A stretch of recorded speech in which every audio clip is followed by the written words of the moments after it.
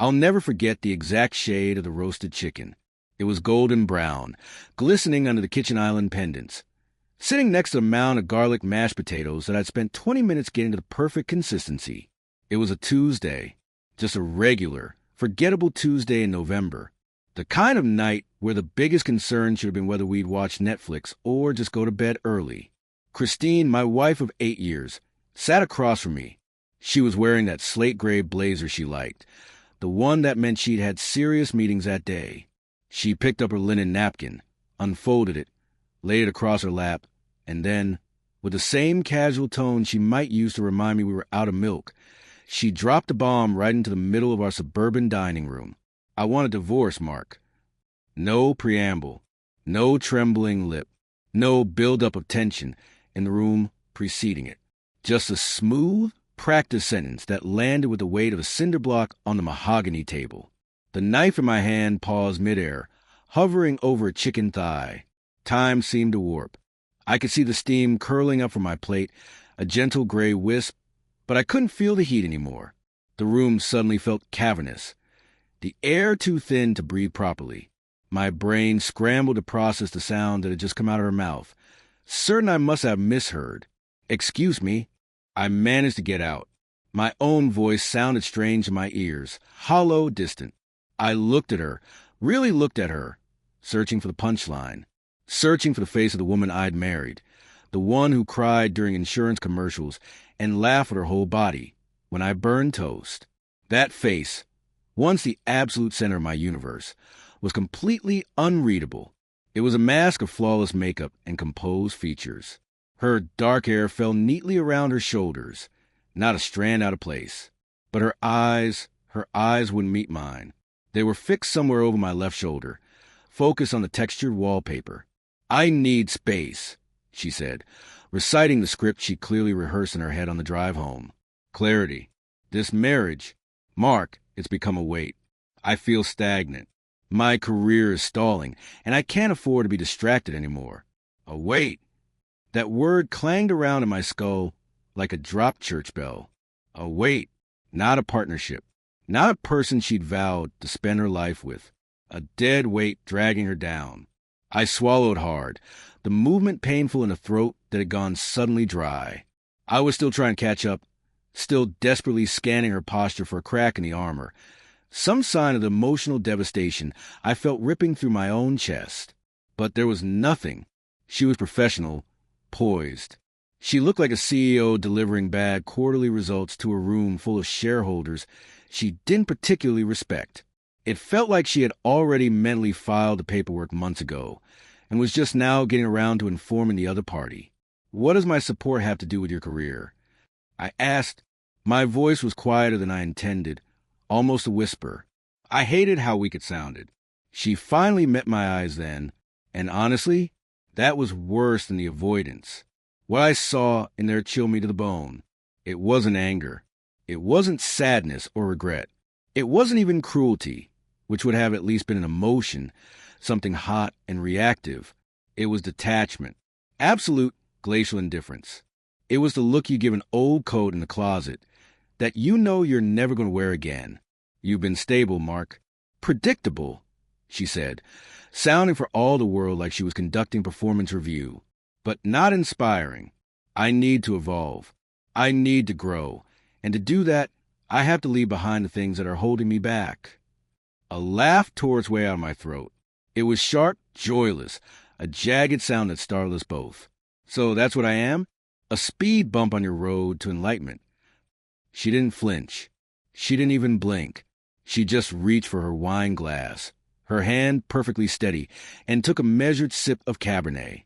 "That's not fair, Christine," I said, feeling the first stirrings of actual anger beneath the shock. "No, it's not fair." I set my fork down with a clatter, the noise loud in the silent room. 8 years. 8 years of dinners, vacations, paying bills, hospital visits, late-night pep talks when you didn't think you'd get that promotion. 8 years of building a life together, suddenly reduced to a 2-minute critique where I fail for being predictable? She said nothing. She just turned her head slightly, looking past me again, as if the wall behind me had suddenly become fascinating. The silence that filled the room, then wasn't empty. It was thick and suffocating. It was stuffed full of every fight we'd never had, every apology I never got, every fake smile she'd plastered on over the last 6 months when I asked if she was okay. "You're really doing this?" I asked, pleading with the universe for this to be a nightmare. She gave a slight, almost imperceptible nod. And then, and I swear this is the part that haunted me for years afterward, she reached for a dinner roll, just casually reached into the basket, tore off a piece, and buttered it, like we were just between topics of conversation, like she hadn't just nuked our entire existence. I pushed back from the table, the chair scraping violently against the hardwood floor. My chest was so tight, I thought my ribs might snap. It wasn't heartbreak. Not yet. Heartbreak is too clean a word for what that was. This was uglier. It was a twisting, agonizing ache of betrayal. And the worst part was, it didn't even have the decency to come from something dramatic like infidelity or lies. It came from indifference. That's what made it feel unforgivable in that moment. Christine wasn't leaving me for another man. She was leaving me for an imagined, idealized version of herself that apparently couldn't exist if I was standing next to her. I walked out of the dining room. I didn't slam the door. I didn't shout.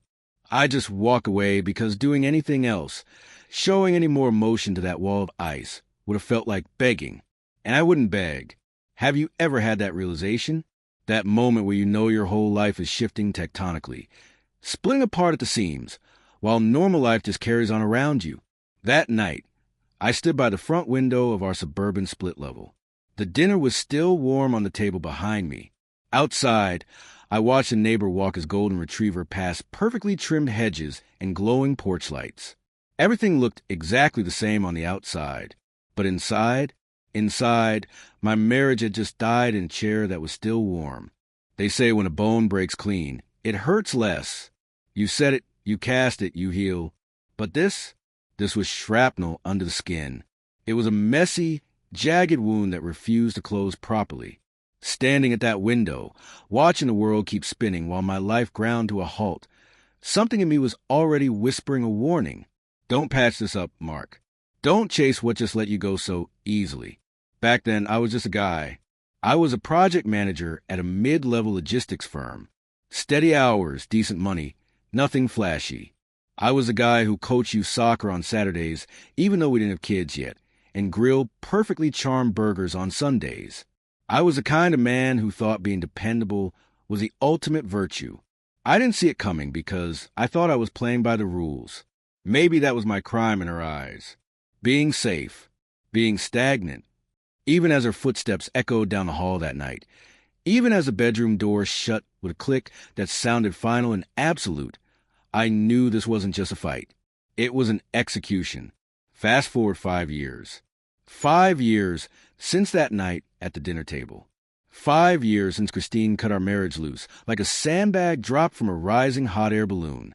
I thought I'd crash. I really did. I thought I'd hit the ground and shatter. But the funny thing about survival is that it sneaks up on you. Instead of crashing, I floated. Slowly at first, aimlessly, and then steadily, until I learned to steer the damn thing on my own. I built something from the wreckage. I left a logistics firm and became a freelance consultant specializing in project strategy and restructuring for mid-sized firms. It was corporate enough to pay well, but independent enough to let me breathe. Some weeks I was flying coast to coast, living out of suitcases and hotel lounges. Other weeks, I was working remotely from a quiet cabin I bought outside of Asheville. I liked that rhythm. I found peace in the noise and noise in the quiet. So when the invitation came, an exclusive leadership summit hosted at a rustic chic resort in Vermont, I didn't blink.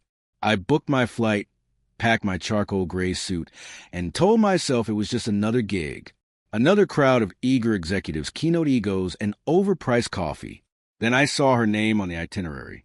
Christine Whitmore, Senior Vice President, panelist, keynote speaker. For a solid 10 seconds, I just stared at the glossy paper. It wasn't shock, exactly. I hadn't expected her to fail. I always knew she'd rise in the ranks. She was too driven not to. But it was the strangeness of seeing her name printed there, so cleanly, so officially. It looked like a name with no history attached to it. No arguments about laundry, no inside jokes, no memories of a Tuesday night breakup. Just text on a page. I almost didn't go to the opening session. But curiosity is a dangerous thing. The first time we locked eyes again, it was in the hallway between sessions. The resort was beautiful. Exposed beams, floor-to-ceiling windows overlooking the mountains. But the hallway was a crush of people. I didn't recognize her right away. Not because she looked physically different, but because she moved differently now. The Christine I remembered used to skin a room like a predator, always calculating, always trying to dominate the space. This woman was different. Her hair was pulled back into a simple, elegant twist. Her heels were practical, not the sharp stilettos she used to weaponize. Her expression was curiously unreadable, calm. Mark. Her voice was the same, though smooth, confident, with just that hint of amusement at the end, like she knew a joke you didn't. I turned slowly. Christine. Neither of us offered a handshake. That would have been absurd. But hugging was out of question. So we just stood there for a moment, two islands in a stream of networking professionals, taking each other like strangers, studying a familiar skyline from a new angle. I wasn't expecting. She began gesturing vaguely at me, at the badge on my lapel. To see me, I finished for her, offering a small, tight smile. She shrugged, one shoulder rising elegantly. Her eyes flickered over my face, searching for what? Bitterness? Weakness? You look good, Mark. Consulting keeps me vertical, I said. That got a breath of a laugh out of her. A real one. I've read some of your stuff, she said, and that surprised me. The LinkedIn posts, the white papers on structural efficiency. You're sharp, sharper than I remember. I tilted my head, studying her. You follow my work? She looked away briefly, watching a waiter carry a tray of pastries past us, then brought her gaze back to mine. I follow what matters. The air between us suddenly felt very thin. We were standing too close for comfort, yet too far for any kind of closure. The hallway was buzzing with chatter. Attendees milling past, brushing by with coffee cups and clipboards, completely oblivious to the quiet storm brewing between the two of us. I was about to excuse myself. I was about to make up a fake meeting or a phone call I needed to take just to get out of that suffocating bubble. But then she spoke again. Are you staying for the networking dinner tonight? I hesitated. Probably, I said. Depends on the wine. She smiled then. A real smile this time. Not the one she used in boardrooms or interviews. It pulled me back, just for a split second, to a version of her I hadn't seen since before the silence swallowed our household. We should catch up, she said, her voice dropping an octave, becoming intimate in a way that felt dangerous. Really talk. For reasons I couldn't fully explain to myself. Curiosity, masochism, maybe just the sheer surreal nature of the moment. I nodded. All right, I said. All right. Later that evening, the banquet hall was a sea of black ties, cocktail dresses, and the low, expensive hum of corporate ambition. I sat at a table near the back, nursing a glass of Merlot that cost more than my first car payment, and just watched. She was seated at a prime table near the front, flanked by a cluster of high-level executives. I watched her work the room, without even standing up. She laughed at something the CEO of a tech startup said, throwing her head back in a way that made her diamond earrings catch the chandelier light. It was a performance, sure, but it was a masterful one. But here's the thing.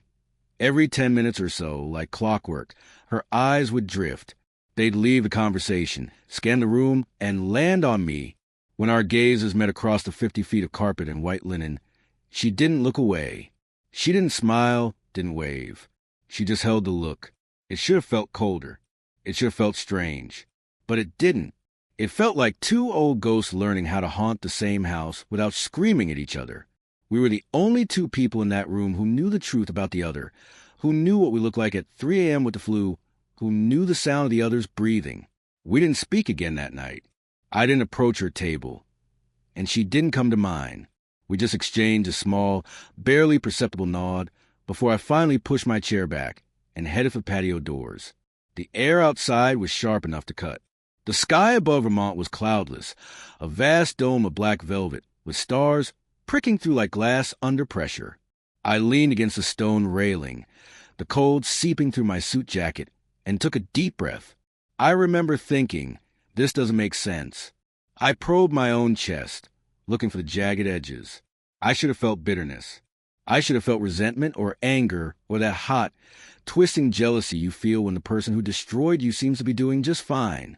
But instead, there was this odd, hollow calm. It was like meeting her again didn't reopen the wound. It just revealed the scar. And somehow, seeing the scar hurt more quietly than the wound ever did. What would you do if the woman who once left you with nothing but echoes suddenly reappeared in your life, calmer, older, and smiling like she'd never left you bleeding on a Tuesday night? Me? I breathed in the mountain air, looked back at the glass door she was still sitting behind, and decided to wait for morning. We met for coffee the next day. No dramatic build-up, no ominous music. Just two people from a shared past seated across from each other at a small, wobbly table inside the resort's glass-walled atrium. The morning sun was spilling across the floor in quiet, dusty stripes, casting long shadows over the oak tables and the slow-sipping strangers around us. I got there 10 minutes early. Christine arrived 2 minutes late. She didn't apologize. She just smiled that tight, controlled smile and slid into the chair across from me, like it was the most natural thing in the world. "Still drink it black?" she asked, nodding at my cup. "Still remember that?" I replied, keeping my voice neutral. She shrugged, but I saw a slight curl at the edge of her mouth. Some habits are hard to forget, Mark. The first few minutes were excruciatingly clunky. We were like two actors who had forgotten their lines. We made comments about the conference speakers. "Too much jargon," she said. "Too much ego," I countered. We joked about the industry's obsession with self-congratulatory awards. It was safe. It was surface level. But then something shifted. I don't know who dropped the guard first, but the conversation unbuckled. We started laughing. Not the polite, networking chuckles we'd been using on everyone else all weekend, but real, low-tide laughter that rolled under the table. I'd forgotten that about her. I'd forgotten that beneath the Ice Queen exterior, Christine could be funny in a dry, surgical way. She could slip a barb into a casual sentence, so smoothly you didn't realize you'd been cut until you were laughing about it. For 20 minutes, it didn't feel like a post-divorce reconnection. It felt like a time warp. It felt like two people rediscovering the version of themselves that had existed before the resentment, before the stagnation, before everything went sour. At one point, the laughter died down, leaving a comfortable silence in its wake. She leaned back in her chair, wrapping both hands around her mug, and studied me quietly. Her eyes traced my face, looking for changes. "You seem lighter," she said finally. I raised an eyebrow, pausing with my cup halfway in my mouth. "Lighter?" "Yeah," she said, her eyes narrowing slightly, analyzing. "The tension, the anxiety you used to carry in your shoulders. It's gone. You look, I don't know, free. It's strange." I didn't respond right away. I just swirled the dark coffee in my cup, watching the ripples disappear into the black. I thought about the last 5 years. The lonely nights in the cabin. The panic attacks I never told anyone about. The slow, grueling work of rebuilding a self-esteem that had been leveled. "Maybe I just got tired of carrying things that weren't mine," I said. She tilted her head, absorbing the hit. She knew exactly what I meant. Considering that fair for a moment, silence settled between us again. But this time, it wasn't uncomfortable. It was reflective. It felt like both of us were skimming old memories, touching them lightly to see if they still stung.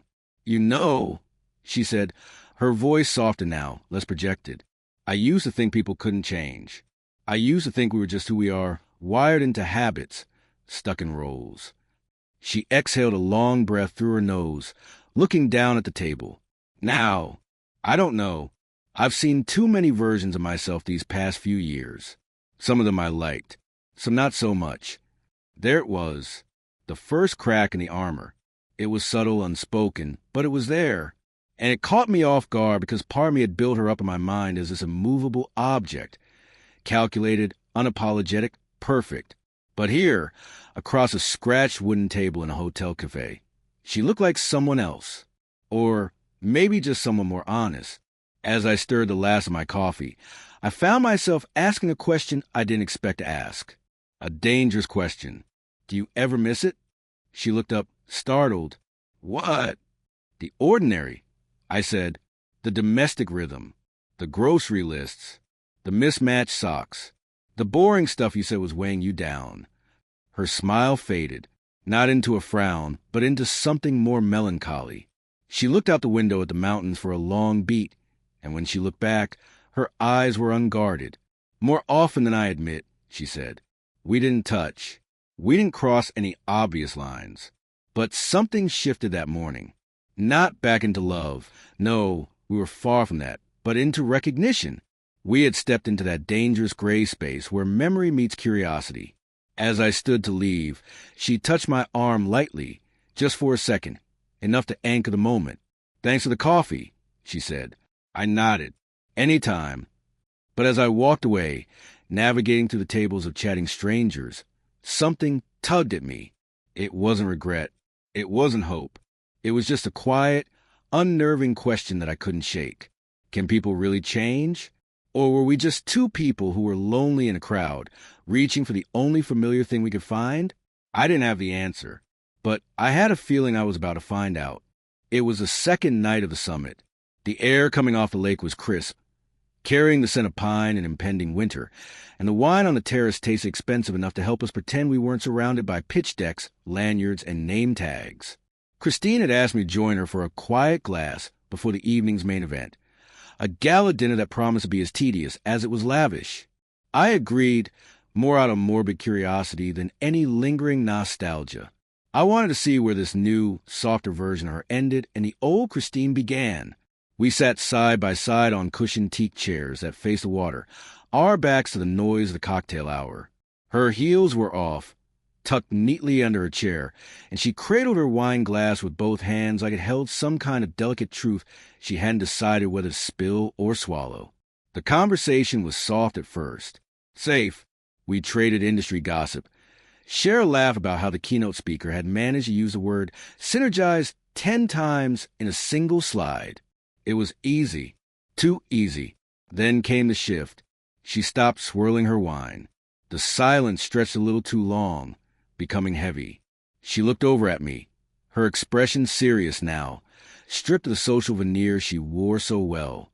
There's something I've been meaning to tell you, she said. I didn't flinch. I just waited, watching her profile against the darkening sky. Her voice lowered, losing its confident projection. Back when I asked for the divorce, I was having an affair. Time slowed down. The ambient noise of the party behind us, the clinking glasses, the laughter, seemed to drop away, leaving us in a vacuum. I didn't blink. I didn't gasp. I just stared at her. With my boss, she added, rushing to get the words out now that the dam had broken. For about 6 months before I left. His name was Patrick. She said it with a casual tone people used to mention a flat tire they once had or a bad haircut from the 90s. Annoying, inconvenient, a mistake, but hardly the end of the world. You didn't know him, she continued, looking down at her glass. I stared ahead at the dark, flat line where the lake kissed the sky. The water was black and still. You didn't have to tell me, I said quietly. My voice felt surprisingly steady, detached from the storm that should have been raging inside. I know, she replied, but I wanted to. I guess I needed to. I nodded once. Closure. She sipped her wine, a nervous gesture. Guilt, probably. The honesty stung more than the affair itself. Because guilt at least implied I was right to feel betrayed all those years ago. It meant my gut hadn't been lying to me when things never quite added up, when her late nights and sudden disinterest didn't match the I just need space narrative. What hurts me most, I said after a long pause, turning to look at her, wasn't that you stopped loving me, or even that you found someone else. She met my eyes, her own wide and waiting. It was how easy you made it look, I said. That night at the dinner table, you made destroying us look like a logistical decision, like you were cutting overhead. That silencer. She opened her mouth to speak, then closed it. There was no defense for that. I stood slowly, brushing a phantom piece of lint from my jacket sleeve. My wine glass was still half full, sitting on the small table between us, but I didn't feel like finishing it. The taste had gone sour. "Thanks for telling me," I said. Then I walked away. No accusations. No raised voice. No dramatic scene that would have drawn the eyes of the entire patio. Just a quiet, clean exit. Because the thing about old wounds is that they don't scream anymore. They whisper. As I stepped back into the resort, the music from the ballroom started to swell. A jazzy, upbeat instrumental drifting down the hallway, completely at odds with the revelation I'd just absorbed. I didn't look back, but I could feel her eyes on me, burning into the back of my suit jacket. And for the first time since we reconnected, I wasn't wondering if people could change. I was wondering why some truths are only spoken once they've lost the power to undo anything. Why confess now, when the damage was calcified? When I had finally learned to walk without a limp, back in my hotel room, I sat on the edge of the bed, still fully dressed in my suit. The room was dark, save for the glow of the city lights below, blurring through the glass. I stared at the window, my breath creating a small patch of fog on the pane. I hadn't moved in what felt like hours. I hadn't cried. I hadn't punched a wall. But something in me had shifted quietly and permanently. You know that moment when a picture puzzle suddenly makes sense? When you finally find that one missing piece, tilt your head, and see how the jagged lines and mismatched colors were never random at all. That's what it felt like. The coldness in her eyes the night she asked for a divorce. The way she brushed past every question I had. The odd, flickering guilt in her kindness back then. The way she never really seemed to grieve the end of our marriage. It all made sense now. Patrick, some faceless name I'd never heard. But suddenly, he was everywhere in my memory. He was sitting silently at that dinner table with us. He was breathing down my neck when I came home late from work, and Christine was already in bed, smiling to herself. I just hadn't seen him then. I'd been too busy blaming myself for being boring. I ran a hand through my hair and looked at my reflection in the dark glass. I looked calm, too calm. The truth had landed like snow, quiet, weightless, until you tried to move and felt how deep it had piled up around you. I thought back to the first 6 months after she left, how I couldn't sleep more than 3 hours without waking up, panicked, unsure why the house felt so hollow, how I checked my phone more times than I'd ever admit, hoping for some message, some crack in her silence that would let me hope. And all that time, she wasn't just finding herself. She wasn't just moving on. She was already gone. She was with Patrick. I'd been grieving something that had already been dead for months. The absurdity of it made me laugh just once. It wasn't a bitter laugh, not even an angry one. It was just this dry, hollow sound that barely left my throat. I stood and walked to the small writing desk by the wall. I opened the drawer, pulled out the resort notepad and a pen. I didn't even know why. Maybe I thought writing something down would settle the noise in my head. But my hand froze halfway to the paper. It was trembling just a little, barely noticeable, but there it was, proof that no matter how composed I looked, something inside me was shaking loose. I closed the pad and set the pen down gently, like I was afraid of waking something that had been sleeping too long. In the corner, my phone lit up with a new message. "Christine, are you okay?" 3 words. I stared at them for a long time. Not because I didn't know what to say, but because I knew exactly what I wanted to say. Why now? Why tell me after all these years? Did you think that little confession would cleanse you? Did you think it would make me feel whole? But I didn't type that. Instead, I picked up the phone and typed 2 words. "Mark, I'm good. Sent." Then I set the phone face down. The kind of pain that used to eat me alive now just sat beside me like an old friend who no longer needed a shout to be heard. I was done shouting. I walked over to the window and leaned my forehead against the cool glass. Below, the city kept moving. Cars wove between intersections. Traffic lights blinked on and off in their rhythmic, indifferent cycle. Someone, somewhere in the courtyard below, was laughing hard enough for the sound to echo up to my floor. The world didn't stop just because the truth had finally landed. Funny thing is, the betrayal itself, the physical act of it, didn't hurt as much as the quiet arrogance of her timing.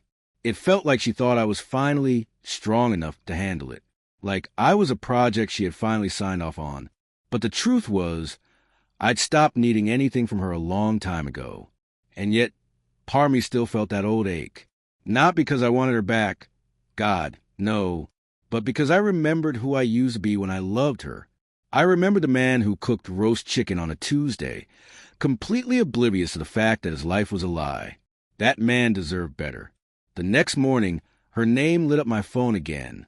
Christine, I just want to say I'm sorry for everything. I hope you're okay. I stared at the message while brushing my teeth. I had the phone propped against a mirror, toothpaste still foaming in my mouth. Her words didn't hit like they used to. There was no collapse in my chest, no wild hope stirring, just a kind of distant curiosity, like watching a storm on a radar screen for a city you don't live in anymore. I rinsed, wiped my mouth, and picked up the phone. Mark, I'm good. Thanks. That was it. I didn't ask how she slept. I didn't ask if she wanted to talk more. Just kept it clean.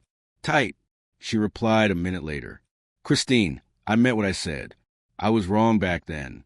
You didn't deserve that. Another pause. Then, Christine, I'm glad you're doing well. You look happier. That one took a second to process. Happier?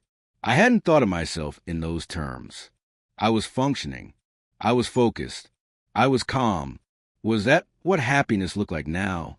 Or was that just what survival looked like from the outside? I tapped out another reply. Mark, we all grow, I guess. It wasn't sarcasm, just truth. From there, the messaging continued. It was surreal. We messaged a little more casual, polite, safe. She sent a photo of the lake at sunset, the water painted in fiery oranges and purples. I responded with a shot of my coffee and a stack of client files. She laughed at an article I forwarded her about corporate jargon ruining humanity. We weren't friends. We weren't enemies. We were two people who'd once burned together and now sat quietly by the ashes, tracing outlines and soot. That night, I ordered room service.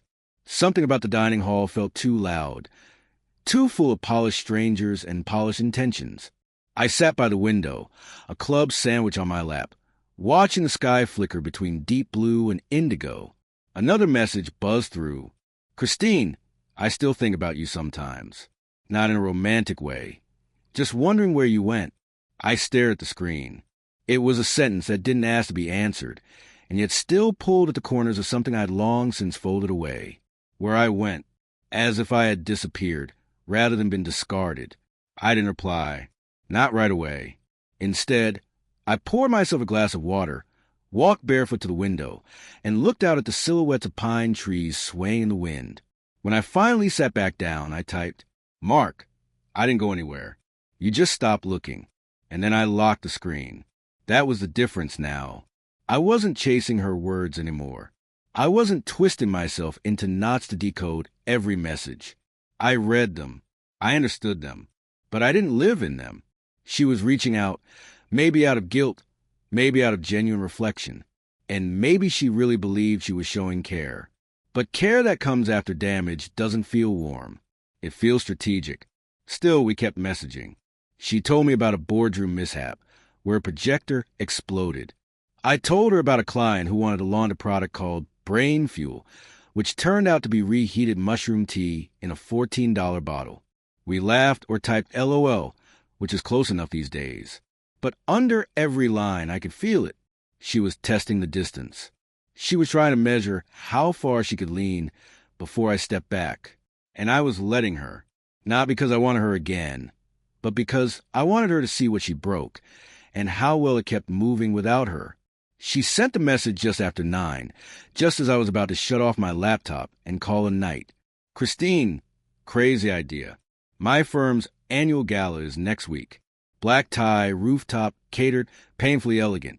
Want to come with me? Like old times, only better. Maybe a new start. I stared at those words for a long moment. Like old times. She knew exactly what that phrase would do. She knew it would stir a ghost. something buried but still warm in the soil. I didn't answer right away. Instead, I stood and walked a window. The moon hung low above the tree-line, bloated and still. I could see my reflection faintly in the glass. Same face, same posture, but something in the eyes had gone quiet over the years. Not colder, just more precise. Would it be a mistake to say yes? Probably, but some choices aren't about right or wrong. Some are about clarity. So I typed, Mark. Sure, sounds interesting.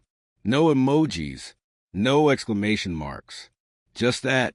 She responded faster than I expected. Christine, really? You'll come? Mark.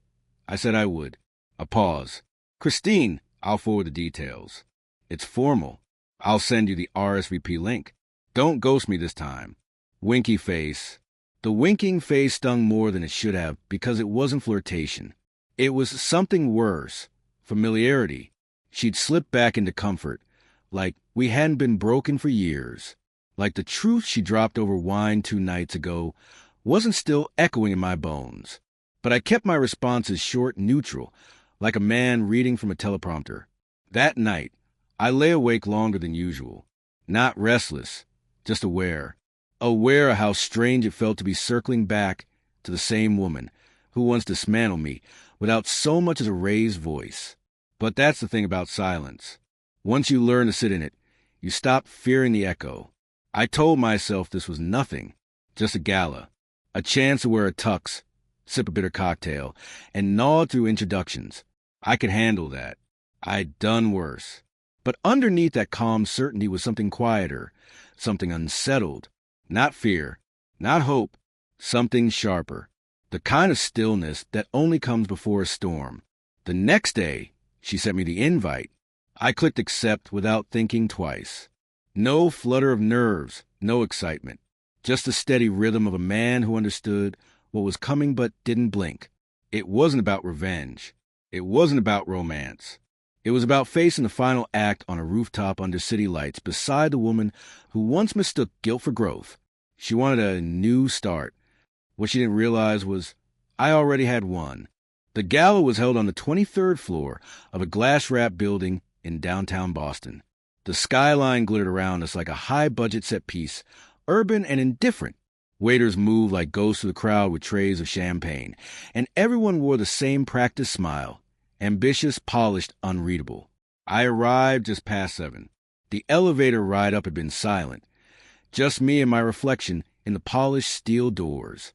When they opened, the noise of the party hit me, a wall of conversation and clinking glass. Christine found me within minutes. She looked striking. There was no denying that. She wore a sleek black dress that fit her like a second skin, minimalist silver jewelry, and her hair pinned up just enough to say I control everything I touch. Mark, she breathed when she saw me. Her eyes flicked over the tux, the tie, the clean shave.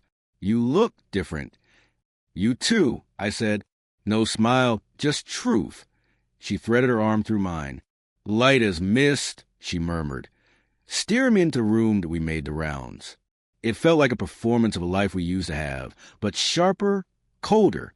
She introduced me to board members, consultants, junior partners. This is Mark, she'd say, leaving the title ambiguous. Most of them had no idea who I was. Just another successful-looking man at another high-stakes event. But every now and then, she'd glance at me when no one was looking, as if checking whether I was really there, as if testing the solidity of the prop she'd brought along. At some point, while she was chatting with the CFO about tax projections and Q4 synergy, I drifted toward the terrace. I needed air, or distance, or maybe just a break from the perfume of success that hung heavy in the room. That's when I met Ava. She was standing near the railing, looking out at the city, late 20s, maybe 30, sharp jawline, soft smile. She worked in analytics. She told me, and was new to the firm. The view is better than the conversation, she said without turning around, sensing someone beside her. The bar is low, I replied. She laughed. It was a genuine sound, not the polite tinkle of the ballroom. We started talking about the view, about the ridiculousness of canapes that required an explanation before you could eat them, There was an ease between us. Nothing dramatic, just light, uncomplicated.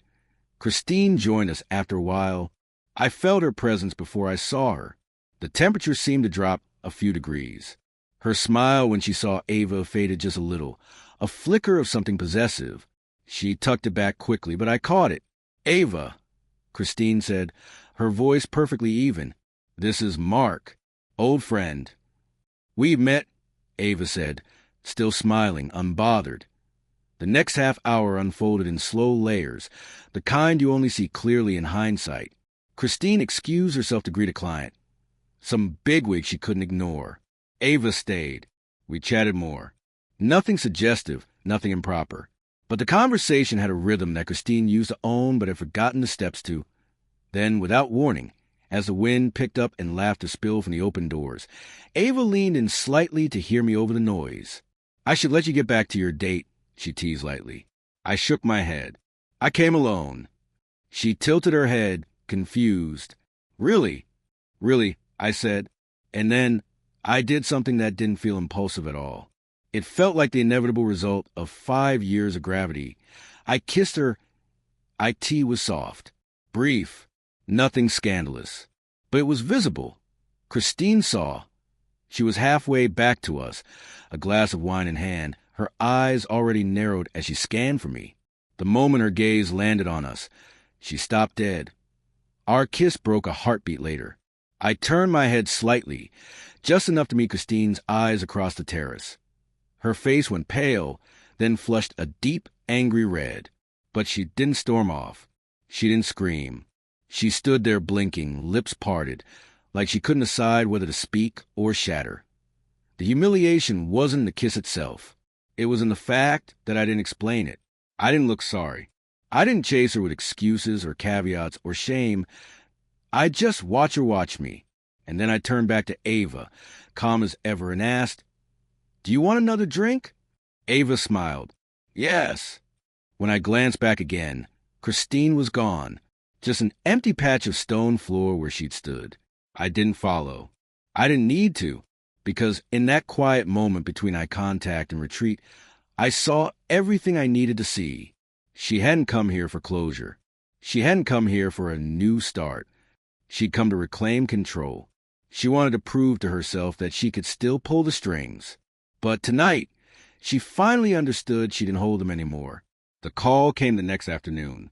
I was sitting at a cafe not far from the hotel, watching steam curl from my coffee. When her name lit up the screen, I let it ring twice before answering. "Christine," I said. "Hey," she replied. Her voice was flat. No emotion, no invitation. "Hi." "I didn't want to wait too long," she said, sounding like she'd been rehearsing this all morning. "Thought maybe we should talk." I took a slow sip of coffee. "Go ahead." There was a pause. I could almost hear her sorting her tone, sifting through options, casual, wounded, unbothered. She landed somewhere between professional and pleading. "I saw what happened last night," she began, "and I just wanted to say, I'm not mad. Honestly, I get it." She cleared her throat softly. "You don't owe me anything. And if that's where you are now, if that's what you want, I respect it." Another pause. I mean, it stung. I'd be lying if I said it didn't. But we both know we've been circling something complicated. And maybe that moment, it just made everything clear.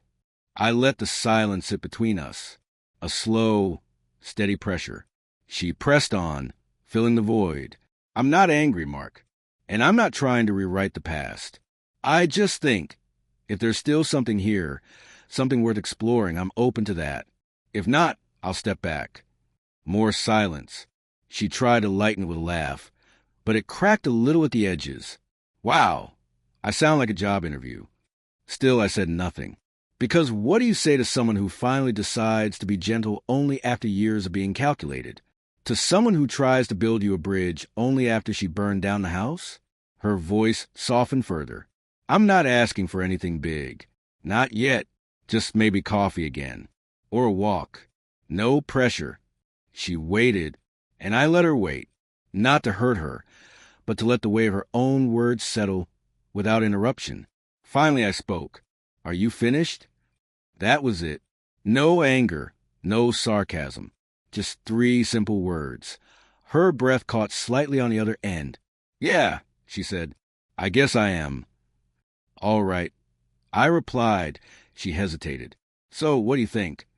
I looked out at the street, at strangers passing by with their own stories, their own endings and beginnings, and I offered her the same thing she once gave me. Nothing. No opinion. No comfort. Just a low hum of indifference that sounds like moving on. "I think I need to get going," I said gently. A long silence stretched over the line. Then, "Okay," she said, her voice barely audible that I didn't say goodbye. I just ended the call.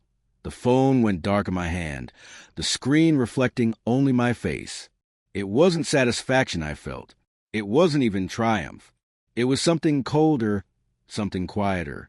Not revenge, not peace. Just the final confirmation that some people only offer love after they've exhausted control. And by then, it's already too late. It was nearly 9 o'clock when I heard the knock. I wasn't expecting anyone. My hotel suite was quiet. The kind of heavy, insulated silence you only get in high-end resorts after the housekeeping carts have vanished and the hallways have emptied out. I had a jazz record spinning softly on my laptop. Something slow, with a saxophone that sounded like it was mourning a loss it hadn't suffered yet. I'd been rereading notes from a client call, a glass of water untouched on the side table. Then came the second knock. Soft, hesitant, not the rap of room service or the confident pound of a colleague. It was a question. I walked to the door, a strange heaviness settling in my gut. I didn't check the peephole. I didn't need to. I knew who was on the other side. I opened the door, and there she was. Christine. But not the Christine of the boardroom, and not the Christine of the gala. The armor was gone. Her hair was down, loose and slightly messy, stripping away the severity of the updo she'd worn all week. She wore no makeup, revealing the faint, tired lines around her eyes that the foundation usually hid. She was wrapped in a thin gray cardigan, one I recognized from years ago, an old favorite she used to wear on Sunday mornings while reading the paper. In her hand, clutched by the neck like a peace treaty or a weapon, was a bottle of Cabernet. "Hey," she said. She tried for lightness, but her voice was thin, brittle. "Hope I'm not intruding." I didn't step aside. Not right away. I just looked at her, taking the image of the woman who had once been the architect of my world, now standing in a hotel hallway looking like she'd been caught in a storm. "I didn't think you'd come," I said. Her eyes darted to mine, then away. I figured we didn't finish the conversation on the phone. Thought maybe we could do this face to face. I glanced down at the bottle. "You always bring gifts when you show up uninvited." She smirked faintly, a ghost of her old charm. "Only when I think I might not be welcome." I paused, letting the moment stretch, weighing the cost of letting her in against the cost of sending her away. Finally, I stepped back. She entered slowly, stepping over the threshold as if crossing into a sanctuary she wasn't sure she believed in anymore. The scent of winter air and expensive perfume clung to her skin.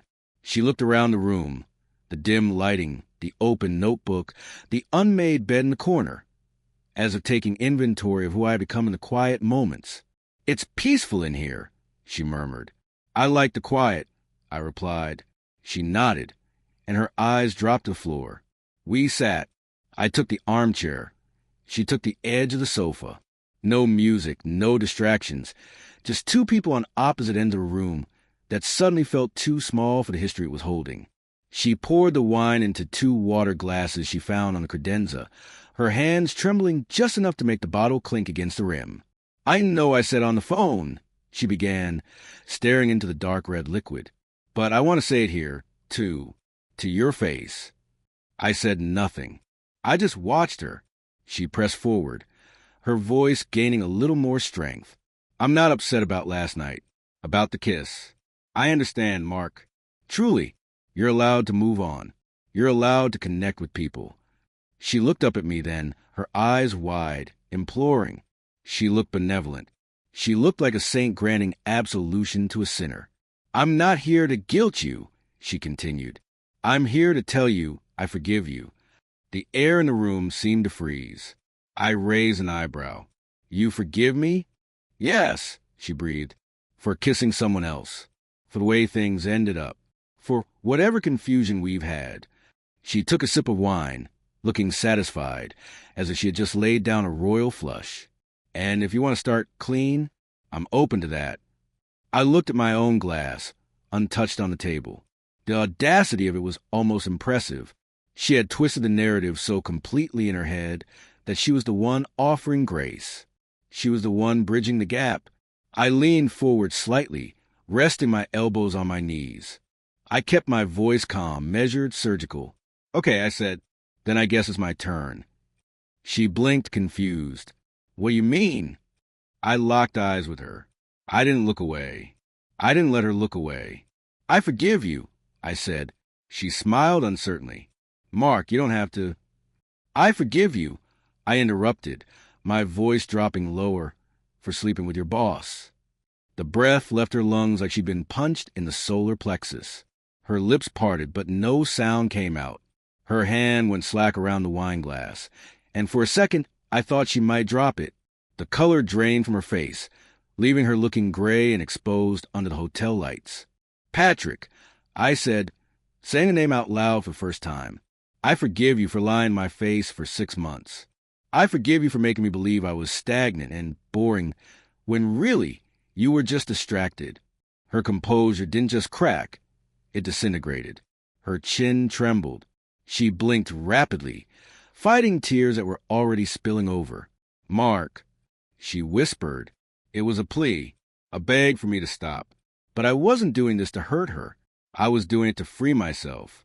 "I forgive you," I repeated, "for tearing a life in half and pretending it was some kind of spiritual clarity, for making me carry the weight of your guilt for 5 years. I stood up and walked to the door. I opened it wide and stood there, waiting. She looked at me like she didn't understand the script anymore, like someone had torn out the next page of the book she was reading. She had come here to be the bigger person, to reel me back in with forgiveness and new starts. She hadn't expected to be seen. "I thought maybe we could—" She started, her voice breaking. "You forgave me for a moment," I said softly. "I forgave you for a season. We aren't the same, Christine." She rose slowly. She still held the wine bottle in one hand. Forgotten, she walked toward the door, her steps heavy, the memories weighing her down more than gravity ever could. As she stepped into the hallway, the cold air from the corridor hit us both. She turned back once. Her eyes were glassy, red-rimmed, searching my face for the man she used to manipulate, the man who used to beg for her attention. He wasn't there. "Does it really have to end like this?" she asked, her voice cracking on the last word. I looked at her, really looked at her, and realized I felt nothing. No hate, no love, just a piece of an empty room. "It already did," I said, 5 years ago. Then I shut the door, not angrily, not dramatically, just finally. The latch clicked into place, and silence returned to the room. But this time, the silence didn't feel empty. It felt earned. I heard her crying through the wood. It wasn't loud. It wasn't theatrical. It was a quiet, uneven breathing of someone trying to hold it together while the night refused to let them. It was the sound of a woman realizing that the safety net she thought would always be there had been cut down a long time ago. She didn't leave right away. I stood in the entryway, lights off, watching the muted glow from the hallway creep under the door. Her shadow paused there still. I could feel her standing just inches away, separated by wood and 5 years of silence. I didn't go after her. Back then, the old Mark would have opened that door. He would have held her. He would have apologized for her pain. But caring isn't always about running after someone.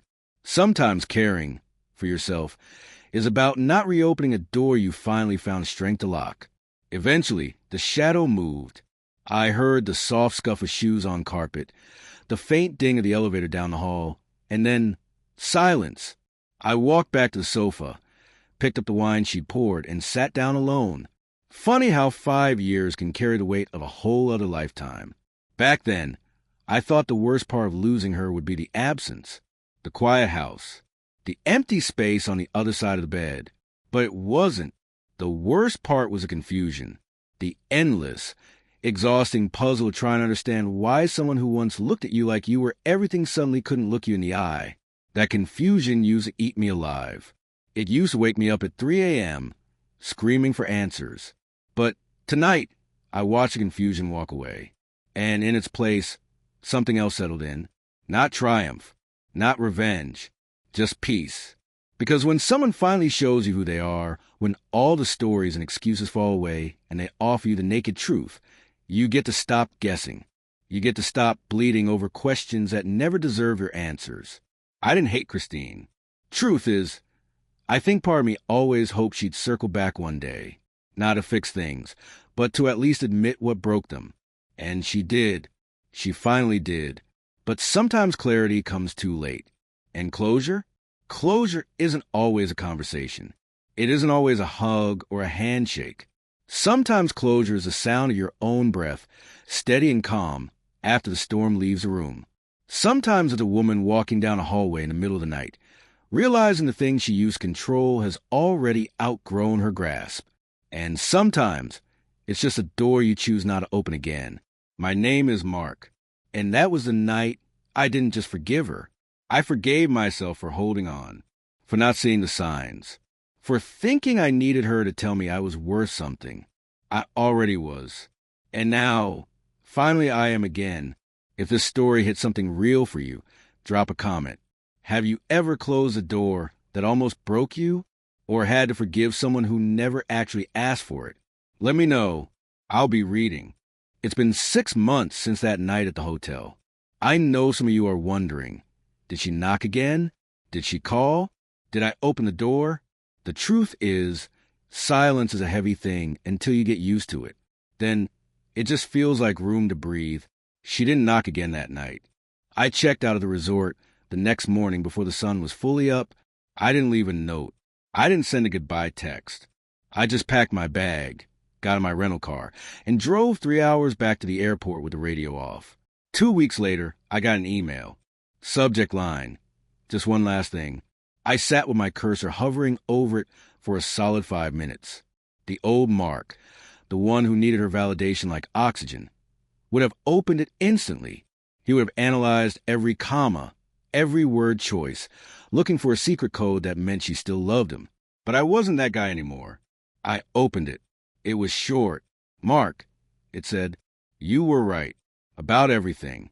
I'm sorry I didn't see you when I had you. I hope you find what you're looking for.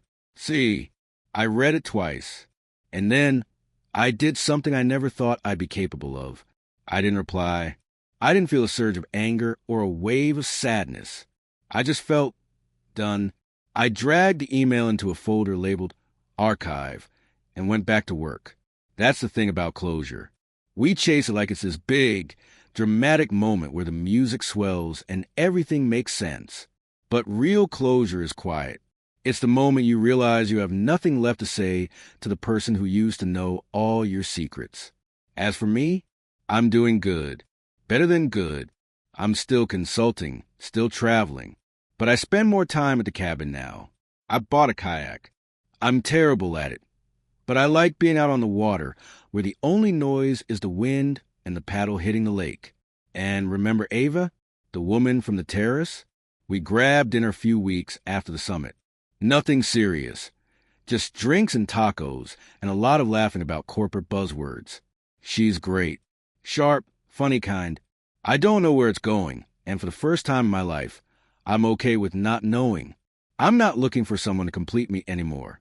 I'm just enjoying the company of someone who sees me. The real me, not the project manager, not the predictable husband.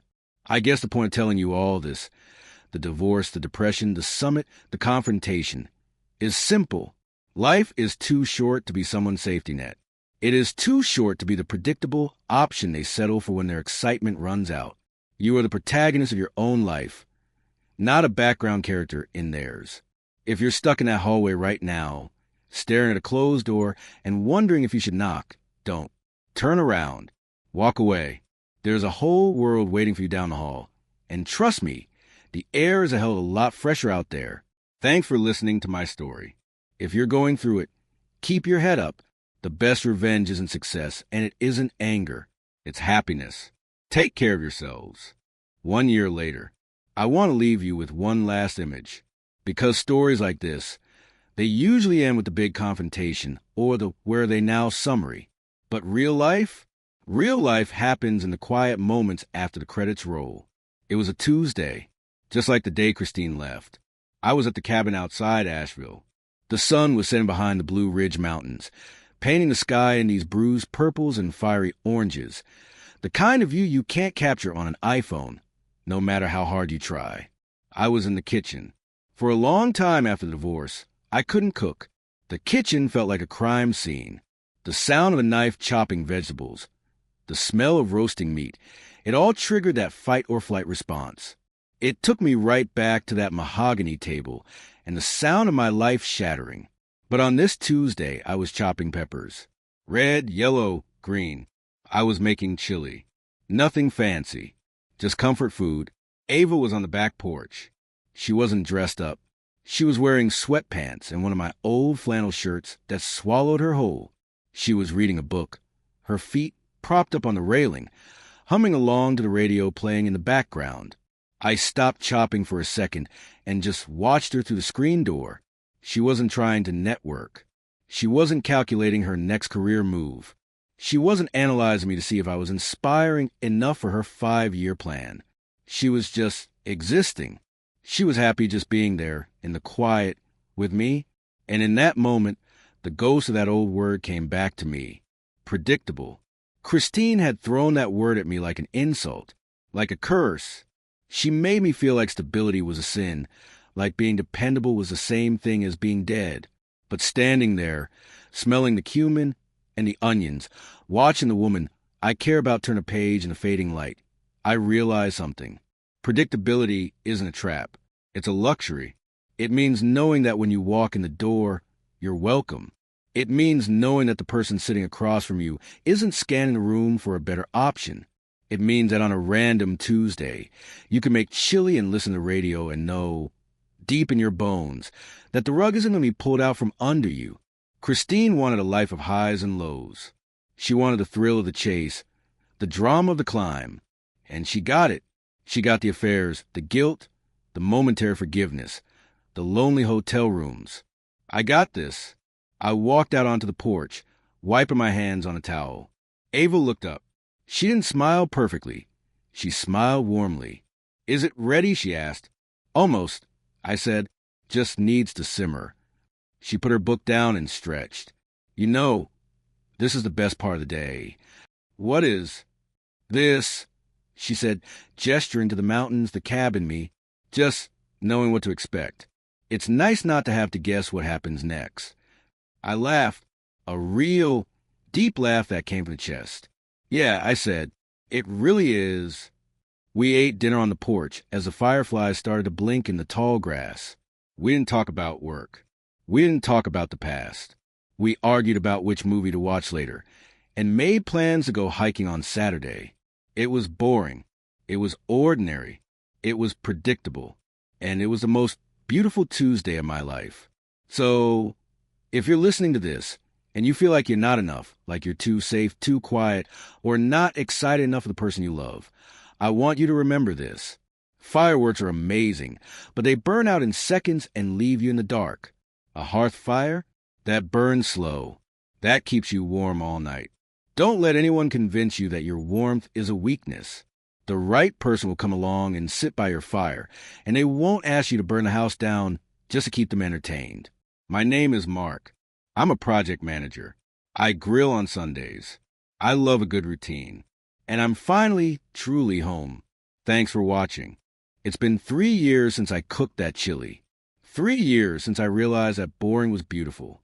And I know, usually this is where the screen fades to black. You get the moral of the story, you hit the like button, and you scroll to the next video. But life has a funny way of giving you a pop quiz, just when you think you've graduated. I want to tell you about one last thing that happened. A postscript, if you will, because it's one thing to say you've moved on when you're safe in your cabin with the woman you love. It's another thing entirely to test that theory in the wild. It happened at O'Hare International Airport in Chicago. I was there for a layover, heading back to Asheville after a consulting gig in Seattle. The weather was terrible, sleeting rain that had grounded half the fleet. The terminal was a mess of frustrated travelers, crying babies, and the smell of stale pretzels. I was sitting at a gate that wasn't mine, charging my laptop. Ava wasn't with me this time. She was back home, probably wrestling our new golden retriever puppy, Barnaby. Yes, we got a dog. He destroys everything, and he's perfect. I was typing an email, headphones on, in my own world. Then I felt that prickle on the back of my neck. You know the one, the biological radar that tells you eyes are on you. I looked up. Standing in the line for a coffee kiosk about 30 feet away was Christine. I hadn't seen her or spoken to her since the email I archived. 3.5 years of radio silence. She looked corporate. That's the only word for it. She was wearing a beige trench coat, scrolling furiously on her phone, a rolling suitcase tucked tight against her leg. She looked successful. She also looked tired. There was a tightness around her mouth that hadn't been there before, a permanent furrow in her brow. For a second, the old reflex kicked in. My heart did a single, hard thump, not out of love, but out of muscle memory. That's my wife. My brain whispered, accessing a file that hadn't been deleted, just corrupted, but then the file updated. No, that's Christine. She must have felt me looking, because her head snapped up, our eyes locked across the sea of stranded passengers. In movies, this is the moment where the music swells. The camera zooms in. One person runs to the other, where they exchange a look of profound, tragic understanding. In reality, it was just quiet. I watched her, and I waited for the anger. I waited for the resentment to bubble up. I checked my internal dashboard for pain, for longing, for that heavy, suffocating feeling of not enough. All systems normal. There was nothing. And I don't mean a numbness, which is just pain you're ignoring. I mean a genuine, airy nothingness. It was like looking at a stranger I went to high school with 20 years ago. I recognized her. I knew her history, but I didn't feel her gravity anymore. She hesitated. I saw her hand grip the handle of her suitcase tighter. She looked at me, then looked at the empty seat across from me. For a fleeting second, I saw her calculate the distance. I saw her wonder if she should come over. Maybe say hello. Maybe make small talk about the weather, or ask how I'd been. I didn't smile. I didn't frown. I just gave her a nod. A single, polite acknowledgement of existence. The kind you give a neighbor you don't really know when you're both getting the mail. She froze. She blinked, processing the lack of invitation in my eyes. Then she nodded back. A small, tight dip of her chin. She turned back to barista, took her coffee, and walked toward a gate on the other side of the terminal. She didn't look back. And more importantly, neither did I. I went back to my email. I typed 2 more sentences before I realized what had just happened. I had passed the test. The ghost wasn't a ghost anymore. She was just a woman drinking coffee in Chicago. The power she held. The power to define my worth, to make me feel small, to make me question my own name, had evaporated completely. I picked up my phone and texted Ava. Me! Flight's delayed another hour. How's the monster? Ava! He ate your left slipper. The comfortable one. Come home safe. We miss you. I smiled at the screen. A real smile. And that's the real ending. Not the dramatic confrontation in the hotel room. Not the kiss on the terrace. The real ending is sitting in a crowded airport, realizing that the person who broke you can walk right past you, and the only thing you're worried about is your slipper. So, here's my final takeaway for you. The one thing I want you to carry in your pocket. If you are in the thick of it right now, if you're staring at the ceiling at 2 a.m. wondering why you weren't enough, wondering if they're thinking about you, wondering if you'll ever feel like yourself again, listen to me. You are building a tolerance to a poison you didn't ask to drink. It hurts because your system is fighting it. But eventually, the fever breaks. Eventually, you will wake up and the silence won't feel lonely. It will feel peaceful. And one day, you might run into them at an airport or a grocery store or in a dream, and you will realize that they are just a person. Not a god, not a villain, just a person who didn't know how to love you right. And that's not your fault. And it's not your problem anymore. Go find your boring. Go find your predictable. Go find the person who thinks your chili is a Michelin star meal and who sits on the porch with you while the sun goes down. Because that life, the one you think you lost, you didn't lose it. You were just cleared to land on a better runway. I'm Mark. Thanks for listening to my story. If you made it this far, do me a favor. In the comments, tell me one boring thing that makes you happy. Maybe it's your morning coffee. Maybe it's walking your dog. Maybe it's just the sound of rain on the roof. Let's fill the comments with the good stuff. Don't forget to like and subscribe if you want more stories like this. I'll see you in the next one. Over and out.